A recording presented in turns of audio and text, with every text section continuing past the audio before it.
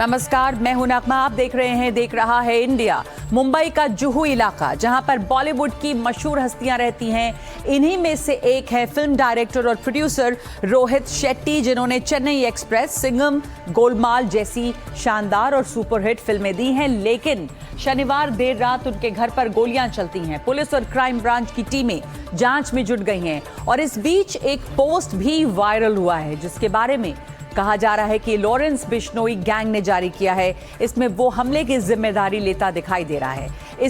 हम इस पूरी घटना और इस पोस्ट के बारे में आपको विस्तार से बता रहे हैं। रोहित शेट्टी, जो कि बॉलीवुड के जाने माने प्रोड्यूसर और डायरेक्टर हैं, उनके घर के बाहर फायरिंग हुई है।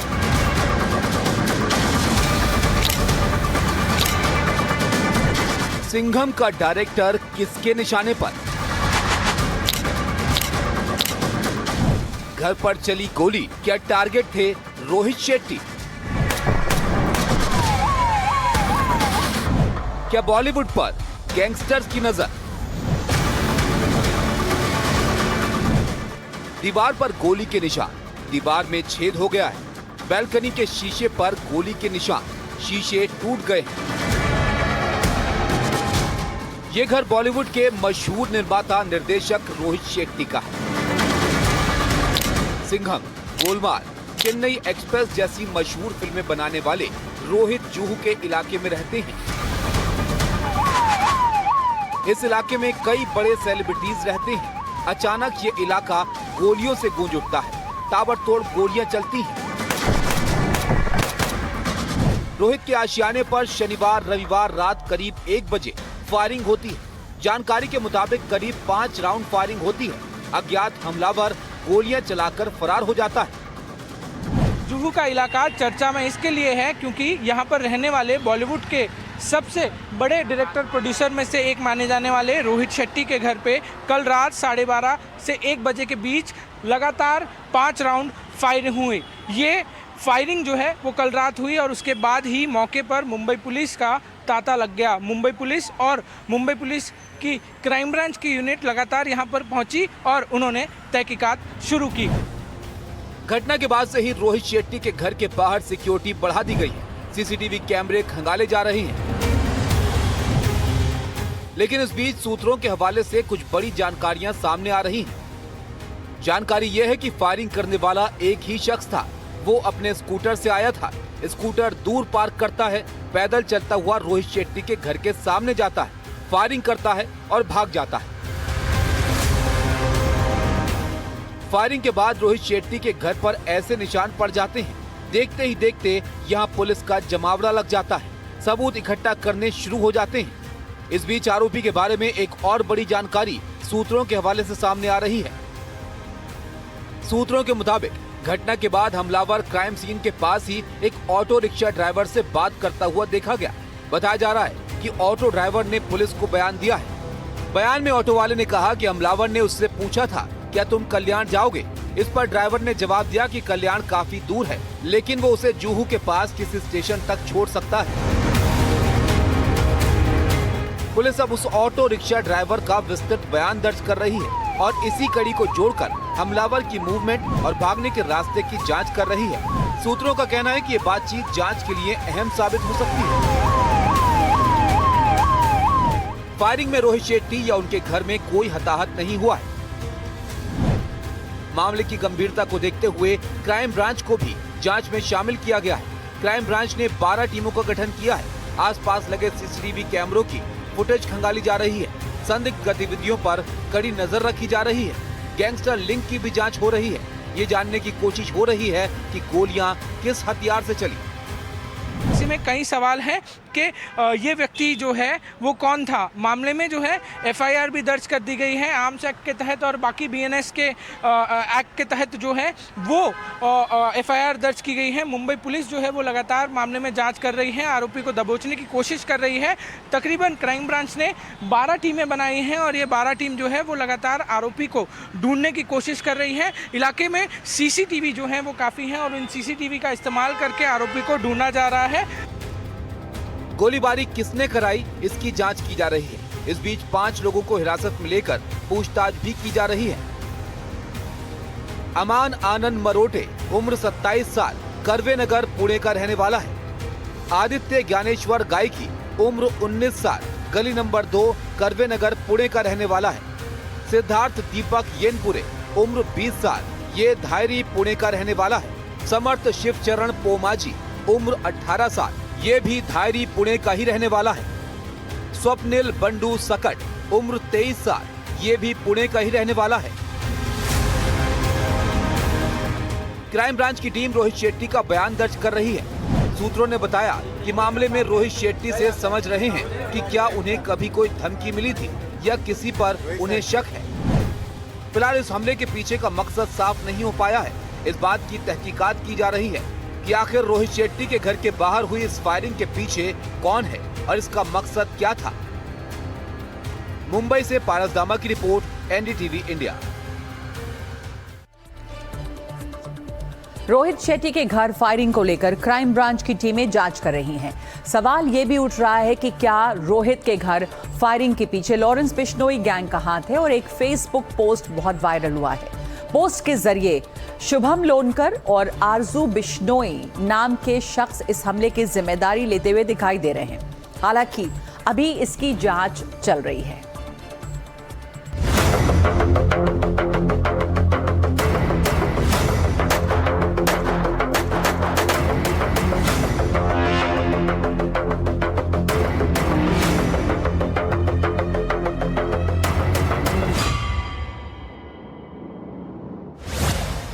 क्या रोहित शेट्टी के घर चली गोलियों के पीछे लॉरेंस गैंग का हाथ है?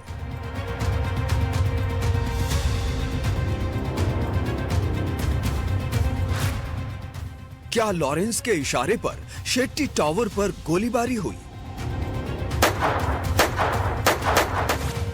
क्या जेल से लॉरेंस ने ऑर्डर दिया और कुर्गा अपना काम कर गया?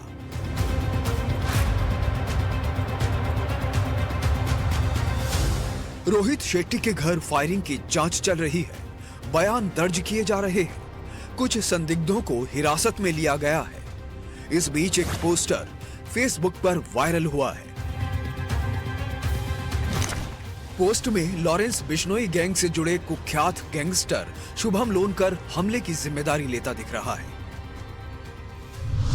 पोस्ट में लिखा गया है, आज जो रोहित शेट्टी के घर पर फायरिंग हुई है उसकी जिम्मेदारी हम लेते हैं। हमने इसे बहुत बार मैसेज दिया कि हमारे काम में दखल ना दे, लेकिन इसे समझ नहीं आया। ये तो सिर्फ छोटा सा ट्रेलर है। अगर अब भी नहीं सुधरे तो गोली बेडरूम के अंदर छाती पर चलेगी। इस पोस्ट में न केवल रोहित शेट्टी को चेतावनी दी गई है, बल्कि पूरे बॉलीवुड को सीधे तौर पर धमकी दी गई है।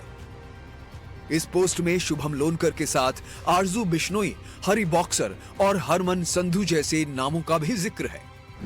सबसे चौंकाने वाली बात यह है कि इसमें बाबा सिद्दीकी का नाम लेकर डराया गया है। लिखा है कि बॉलीवुड वालों, समय रहते सुधर जाओ वरना तुम्हारा हाल बाबा सिद्दीकी से भी बुरा करेंगे। यह भी लिखा है कि हमने जिन जिन लोगों को फोन कर रखा है, या तो टाइम रहते लाइन पे आ जाओ वरना छिपने के लिए जगह कम पड़ जाएगी। तुम्हें और जितने भी हमारे दुश्मन हैं तैयार रहो, जल्दी ही मुलाकात होगी तुमसे। Wait and watch.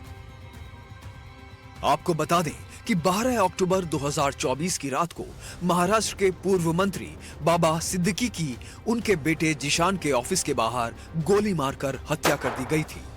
हत्या की जिम्मेदारी गैंगस्टर लॉरेंस गैंग ने ली थी। ये वही गैंग है जो सलमान को भी मारने की धमकी देता रहा है। अब रोहित शेट्टी के घर पर हुई फायरिंग की जिम्मेदारी लेता दिख रहा है। लॉरेंस बिश्नोई गैंग ने बॉलीवुड को पहली बार टारगेट नहीं किया है। इसके पहले सलमान खान के घर के बाहर फायरिंग और बाबा सिद्दीकी हत्याकांड में भी लॉरेंस बिश्नोई गैंग शामिल था। अब इस मामले में लॉरेंस बिश्नोई गैंग ने फायरिंग की जिम्मेदारी ली है और फिलहाल पुलिस जांच को आगे बढ़ा रही है। जांच में आगे क्या कुछ निकलता है ये देखना होगा। आपको बता दें कि शुभम लोनकर वही गैंगस्टर है जो बाबा सिद्दीकी की हत्याकांड में वांटेड है। बाबा सिद्दीकी हत्याकांड के बाद शुभम की लास्ट लोकेशन नेपाल में मिली थी। उसके बाद से उसका कोई सुराग नहीं है। मशहूर सिंगर बी प्राक को आरजू बिश्नोई ने हाल ही में धमकी दी थी, 10 करोड़ रुपए मांगे थे। अब लॉरेंस गैंग के लोग रोहित शेट्टी के घर गोलीबारी करके जिम्मेदारी भी लेते दिख रहे हैं। मुंबई में पारस दामा के साथ मुकेश सिंह सेंगर, एनडीटीवी इंडिया। के बाद एनडीटीवी के हाथ एक ऑडियो लगा है जिसमें कि अनमोल बिश्नोई साफ साफ इसकी जिम्मेदारी लेता हुआ सुनाई दे रहा है। साथ ही पूरे बॉलीवुड को भी धमकी दी जा रही है कि सुधर जाओ, नहीं तो बाबा सिद्दीकी से भी बुरा हाल किया जाएगा। हालांकि एनडीटीवी इस ऑडियो की पुष्टि नहीं करता है। सुनिए आप भी इस ऑडियो को। राम राम, जय बजरंगबली सभी भाइयों को। आज जो मुंबई में रोहित शेट्टी के घर पे फायरिंग हुई है, इसकी जिम्मेवारी मैं आरजू बिश्नोई, शुभम लोनकर, हैरी बॉक्सर, हरमन संधू लेते हैं। हमने इसको बहुत बार मैसेज लगाया कि हमारे काम में दखल ना दे, इसको समझ नहीं आया। इसको छोटा सा ट्रेलर दिखाया है। अगर आगे से किसी ने भी हमारी बात नहीं मानी तो घर के बाहर नहीं, घर के अंदर गोलियां चलेगी। आगे से पूरे बॉलीवुड को चेतावनी है कि टाइम रहते सुधर जाओ, नहीं तो तुम्हारा हाल बाबा सिद्दीकी से भी बुरा करेंगे। और जो भी हमारे दुश्मनों को सपोर्ट करते हैं उनको मिट्टी में मिला देंगे। जय बजरंगबली।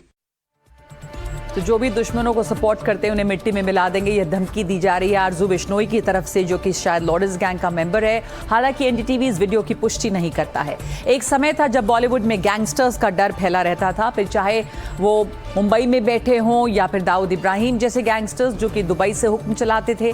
ये 80 और 90 का दशक माना जाता था। धीरे धीरे ये असर कम हो गया इन गैंग्स का, लेकिन पिछले कुछ सालों में देखा जा रहा है कि गैंगस्टर्स के टारगेट पर एक बार फिर से सितारे हैं। ये गैंगस्टर्स बदल गए हैं, उनके घरों पर गोलीबारी की जा रही है, जान से मारने की खुलेआम धमकी दी जा रही है बार बार।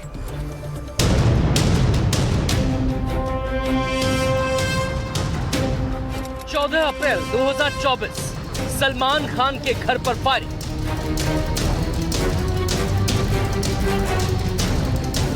12 अक्टूबर 2024 बाबा सिद्दीकी की गोली मारकर हत्या।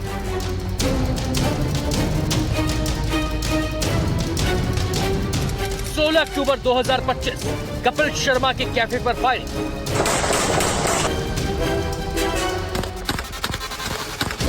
6 जनवरी 2026 सिंगर बी पराग से मांगे 10 करोड़ रुपए। को बी पर को मैसेज लगा देना, 10 करोड़ रुपए चाहिए, तेरे पास एक हफ्ते का टाइम है। 1 फरवरी 2026 रोहित शेट्टी के घर पर फायरिंग।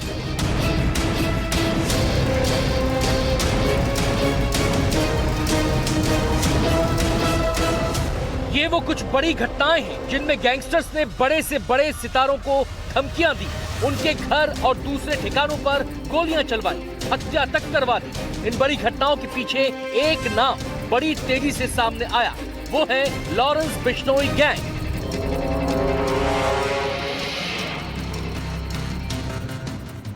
जिसने भारत से कनाडा तक और यूरोप तक दहशत फैला रखी है।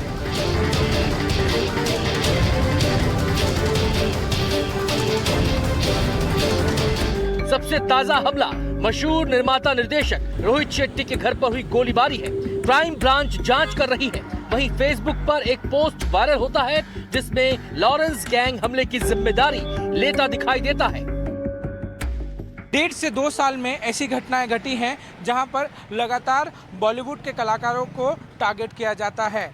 सबसे पहले मुंबई में बांद्रा इलाका, जो कि पॉश इलाका माना जाता है, वहां पर अभिनेता और सुपरस्टार सलमान खान के घर के बाहर फायरिंग होती है। आरोपी गिरफ्तार होते हैं। गिरफ्तारी के बाद जांच होती है और जांच के बाद ये बात सामने आती है कि इसमें लॉरेंस बिश्नोई गैंग का हाथ था और सलमान को डराने की पूर्ण तरीके से कोशिश की जा रही थी। उसके बाद मुंबई में होता है एक मर्डर, जो कि एनसीपी नेता बाबा सिद्दीकी का। ये दूसरी ऐसी घटना थी जो कि 1 साल के आसपास में हुई। और अब मुंबई में एक और ऐसी फायरिंग हुई है जो कि बॉलीवुड सितारे, बॉलीवुड के प्रोड्यूसर डायरेक्टर रोहित शेट्टी के घर के पास हुई। उनके घर के बाहर फायरिंग की गई, उनके घर पे फायरिंग की गई। सवाल ये है, क्या गैंगस्टर्स बॉलीवुड को फिर से डराने में लगे हैं? क्या गैंगस्टर्स फिर से मुंबई और फिल्म जगत में अपना सिक्का चलाना चाहते हैं? और क्या इसलिए कभी सितारों के घर पर गोलियां चलाई जा रही हैं, कभी धमकी भरे पोस्ट जारी किए जा रहे हैं? मुंबई से पारस दामा, एनडीटीवी इंडिया। लॉरेंस गैंग ने अपने एक और दुश्मन पर हमला करवाने का दावा किया है, जिसका नाम है शहजाद भट्टी, जो पाकिस्तान का कुख्यात गैंगस्टर है। लेकिन क्या आपको पता है कि शहजाद भट्टी और लॉरेंस कभी दोस्त हुआ करते थे? फिर ऐसा हुआ क्या कि उनकी ये दोस्ती दुश्मनी में बदल गई है?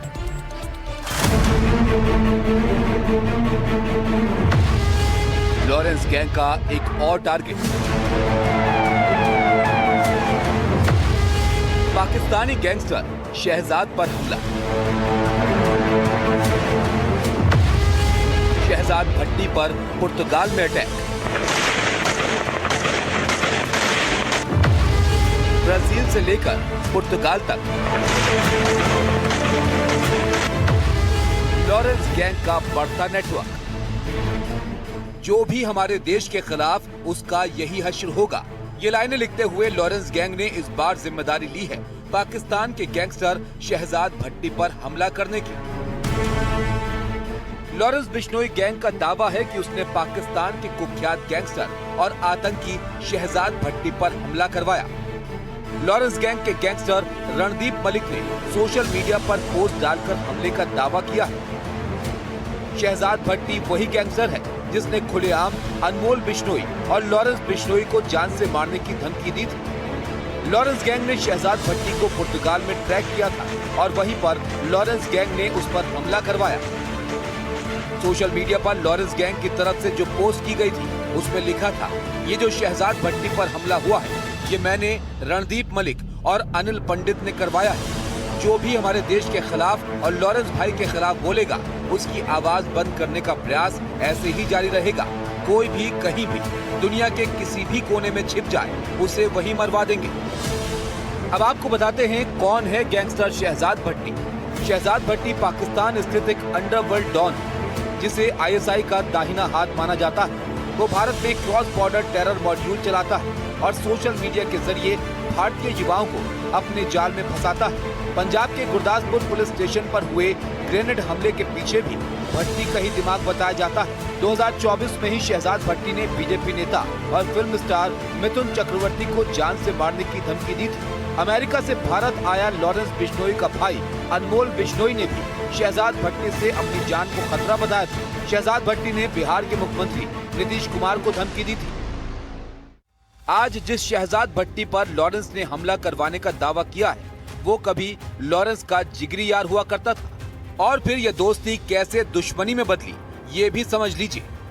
शहजाद भट्टी और लॉरेंस बिश्नोई एक दूसरे के जिगरी दोस्त कहलाते थे।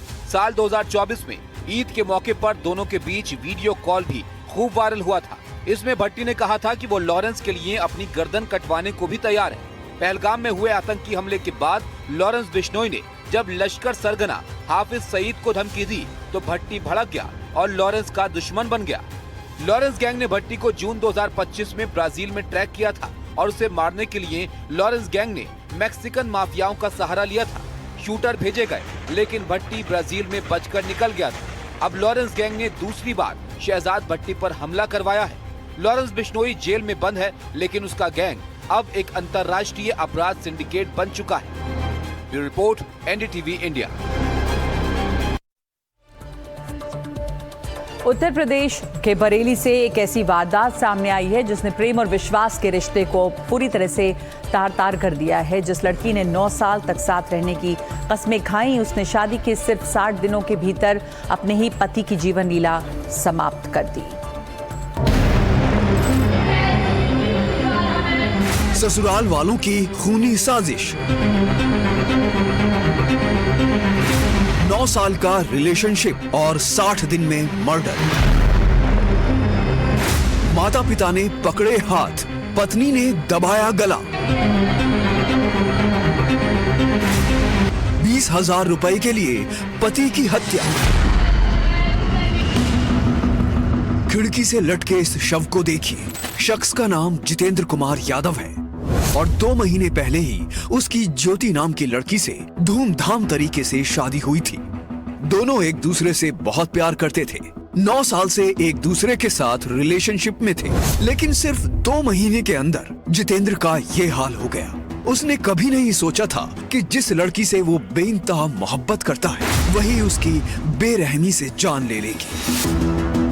ये एक ऐसी घटना है जिसने प्रेम और विश्वास के रिश्ते को पूरी तरह तार तार कर दिया है। जिस लड़की ने 9 साल तक साथ रहने की कस्में खाई, उसने शादी के महज 60 दिनों के भीतर अपने ही पति को मौत के घाट उतार दिया। लेकिन इस काम में वो अकेली नहीं थी। लड़की के माता पिता, उसका भाई सब मिले हुए थे। जानकारी के मुताबिक ज्योति के माता पिता ने जितेंद्र के हाथ पैर मजबूती से पकड़े। गुस्से में अंधी हुई ज्योति ने अपने ही पति का गला दबाकर उसे मौत की नींद सुला दिया। हत्या को आत्महत्या का रूप देने के लिए आरोपियों ने जितेंद्र के ही मफलर से उसके शव को वेंटिलेटर की ग्रिल पर लटका दिया और दामाद ने फांसी लगा ली का शोर मचाया और ऐसा ड्रामा किया कि मानो जितेंद्र ने ही आत्महत्या कर ली हो। शुरुआत में पुलिस इसे खुदकुशी मान रही थी, लेकिन पोस्टमार्टम रिपोर्ट ने कहानी पलट दी। रिपोर्ट में स्पष्ट हुआ कि जितेंद्र की मौत फांसी से नहीं बल्कि गला घोटने से हुई है। इसके बाद पुलिस ने गहनता से जांच की और कड़ियां जुड़ती चली गईं। मृतक जितेंद्र कुमार यादव और उसके पत्नी ज्योति के बीच पिछले 9 सालों से प्रेम संबंध था। दोनों ने परिवार की सहमति से 25 नवंबर 2025 को धूमधाम से शादी की थी। लेकिन खुशियों को नजर लग गई जब जितेंद्र को ऑनलाइन जुए की लत लग गई। विवाद तब शुरू हुआ जब जितेंद्र ने ज्योति के बैंक खाते से 20,000 रुपए निकालकर जुए में गंवा दिए। 26 जनवरी को पैसों के लेन देन को लेकर घर में भीषण झगड़ा हुआ, जिसके बाद ज्योति ने अपने मायके वालों को बुला लिया। आरोप है कि ज्योति के मायके वालों के आते ही झगड़ा खूनी संघर्ष में बदल गया। इस घटना में जो नामजद अभियुक्त थे उसमें से ज्योति पुत्री कालीचरण जो मृतक की पत्नी है, कालीचरण सन ऑफ शोभाराम जो मृतक के ससुर हैं और चमेली वाइफ ऑफ कालीचरण जो मृतक की सास हैं को गिरफ्तार कर माननीय न्यायालय के समक्ष प्रस्तुत किया गया, जहां से इनको जेल भेज दिया गया। जो घटना का कारण निकल कर आया, इसमें मृतक द्वारा ऑनलाइन जुआ खेलने की बात आई और इसी बात पर पति पत्नी में आपसी विवाद हुआ और उसके पश्चात अभियुक्त गढ़ों द्वारा मिलकर ये घटना कारित की गई। पुलिस ने कार्रवाई करते हुए आरोपी पत्नी ज्योति, ससुर कालीचरण और सास चमेली को दबोच लिया है। पूछताछ में तीनों ने अपना जुर्म भी स्वीकार किया है। पुलिस अब ज्योति के फरार भाई की तलाश में जुटी है, लेकिन महज 20,000 रुपए के लिए एक पूरे परिवार की ऐसी हरकत से हर कोई हैरान है। Bureau report, NDTV India.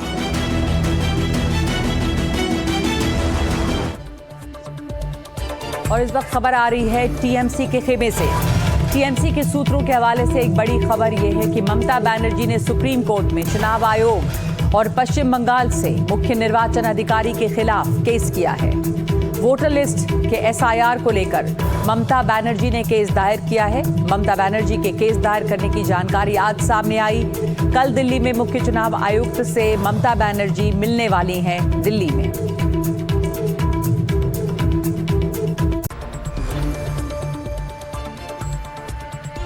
और आइए अब बात करते हैं अमेरिका और ईरान की। अमेरिका के साथ बढ़ते सैन्य तनाव और युद्ध के अंदेशे के बीच ईरान के सुप्रीम लीडर आयतुल्लाह खमेनी ने अमेरिका को ये खुली चेतावनी दी है।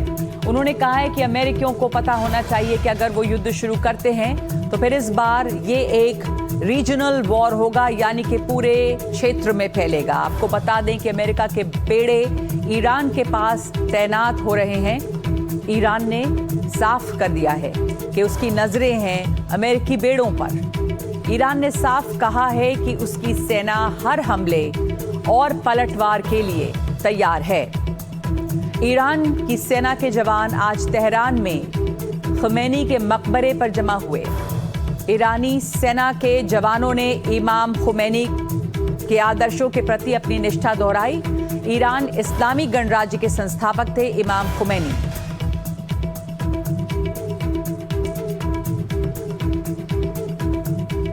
जिस वक्त ईरान पर अलग अलग उस हमले के प्लान बनाए जा रहे हैं। उसी दौरान ईरान को समंदर में घेरने की नई तैयारियां भी हो रही हैं। सवाल यह है कि क्या अमेरिका और इजराइल ईरान पर हमले का प्लान बना चुके हैं। इस बीच एक और खबर आई है जिसके मुताबिक अमेरिका ने एक और वॉरशिप वहां पे उतार दिया है लाल सागर में। ईरान के रेवोल्यूशनरी गार्ड्स ने भी स्ट्रेट ऑफ हॉर्मुज में सैकड़ों मिसाइल बोट्स तैनात कर दी है। और सवाल यह है कि ईरान को किसका सपोर्ट है। क्या खमेनेई की कोई सीक्रेट आर्मी भी जंग लड़ने वाली है। We need it for strategic national security and international security.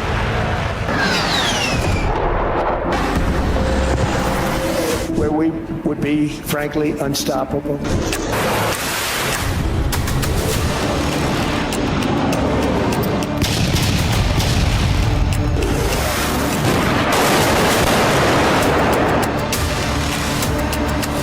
एक बारूदी बेड़ा पहले ही ईरान के खिलाफ मैदान जंग में है। अब दूसरा भी उसे घेरने के लिए पहुंच चुका है, लेकिन इस बार समंदर बदल गया।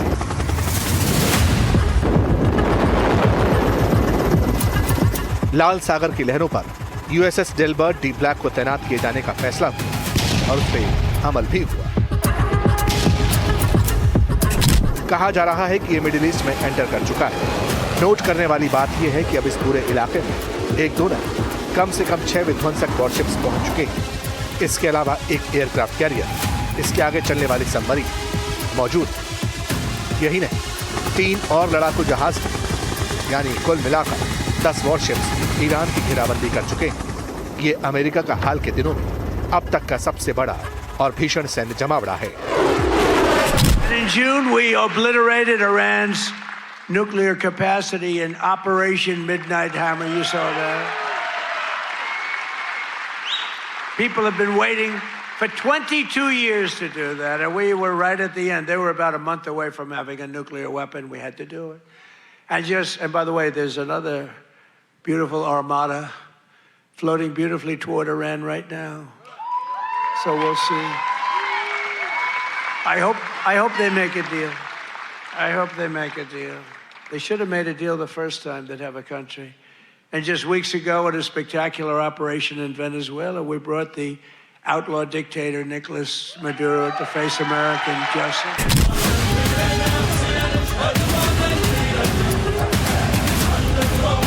तैयारी तो ईरान ने भी कर ली। उसने ऐलान किया है कि युद्ध की रिहर्सल करेगा, उस जगह करेगा जहां से दुनिया को तेल की सप्लाई होती है, यानी स्ट्रेट ऑफ हॉर्मुज में बारूद बरसेगा।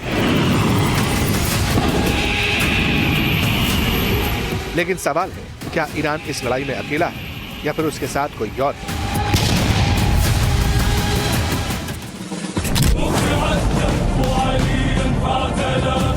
इसका जवाब ये तस्वीरें भी हैं जो इराक से आ रही हैं।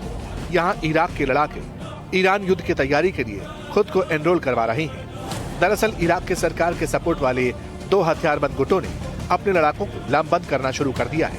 चेतावनी जारी की गई है कि अगर अमेरिका ने ईरान के खिलाफ कोई भी एग्रेसिव एक्शन लिया तो उसे टोटल वॉर, यानी पूरे इलाके में युद्ध की शुरुआत समझा जाएगा।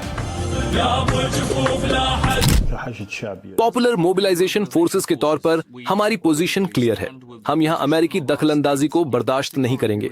हम ईरान के खिलाफ किसी भी हमले का विरोध करते हैं और ईरान की रक्षा के लिए उसके साथ खड़े हैं, क्योंकि इस तरह के हमले एक देश के आंतरिक मामलों में दखल माने जाते हैं और ये हमले दुनिया के सभी नियम कानून के खिलाफ हैं।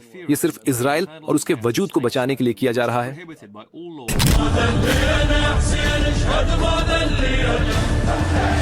दरअसल इराक में नुजाबा ग्रुप और कताइब हिजबुल्लाह एक्टिविस्ट, ये दोनों ही इराक की पॉपुलर मोबिलाइजेशन फोर्सेस के मेंबर हैं।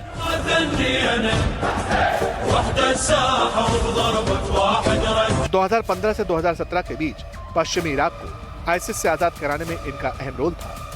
लेकिन सवाल ये है कि ये ईरान की मदद क्यों करना चाहते हैं? तो इसका जवाब है सुप्रीम लीडर्स की सिक्योरिटी करने वाले ईरान के रेवोल्यूशनरी गार्ड्स।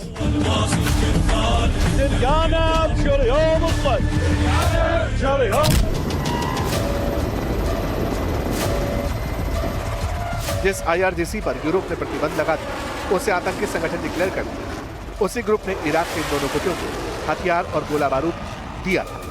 शायद अब एहसान चुकाने का वक्त है।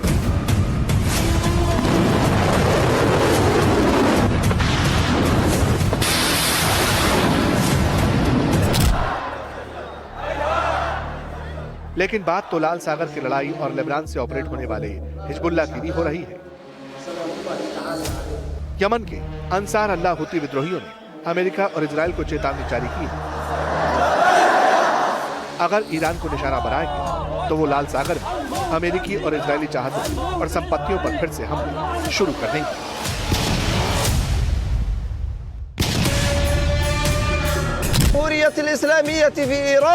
अगर अमेरिका या इजराइल ईरान की संप्रभुता पर कोई भी हमला करते हैं तो यमन की सेना इसे खुद पर हमला मानेगी। हूती विद्रोही चुपचाप नहीं बैठेंगे और इस युद्ध का हिस्सा बनेंगे। लाल सागर और अरब सागर में अमेरिका और उसके सहयोगियों के जितने भी युद्धपोत या कमर्शियल जहाज हैं वो हमारे वैध निशाने होंगे। यमन के पास ऐसे हथियार हैं जो आधुनिक युद्धपोतों को डुबो सकते हैं। अमेरिका को यह गलतफहमी नहीं होनी चाहिए कि वो ईरान को अलग थलग कर देगा।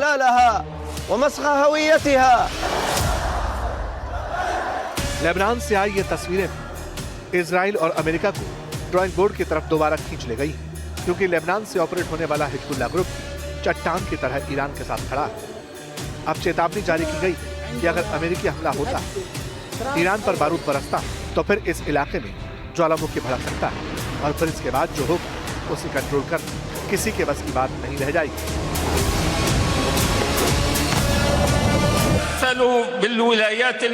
अगर अमेरिका ईरान के सर्वोच्च नेता आयतुल्लाह अली खमेनी को कोई भी नुकसान पहुंचाता है या उन पर हमला करता है तो इसे केवल एक देश पर हमला नहीं माना जाएगा, ये पूरी दुनिया के शिया समुदाय के खिलाफ युद्ध की घोषणा मानी जाएगी। खमेनी सिर्फ ईरान के एक राजनीतिक नेता नहीं है, बल्कि वो करोड़ों शिया मुसलमानों के लिए लीडर है। ट्रंप प्रशासन ईरान को कम आंकने की गलती ना करे, क्योंकि अमेरिका युद्ध शुरू तो कर सकता है लेकिन वो इसके बाद होने वाले क्षेत्रीय और वैश्विक ज्वालामुखी को शांत नहीं कर पाएगा। कुल मिलाकर कहा जा सकता है कि ईरान और उसके साथ इजराइल और अमेरिका के खिलाफ खड़े डटे और कहा जा रहा है कि अगर हमला हुआ तो फिर पीछे हटने का तो सवाल ही नहीं। आमने सामने की टक्कर होगी, जवाब दिया जाएगा और दुश्मन को बर्बाद करने की बातें टॉप लेवल तक हो रही है।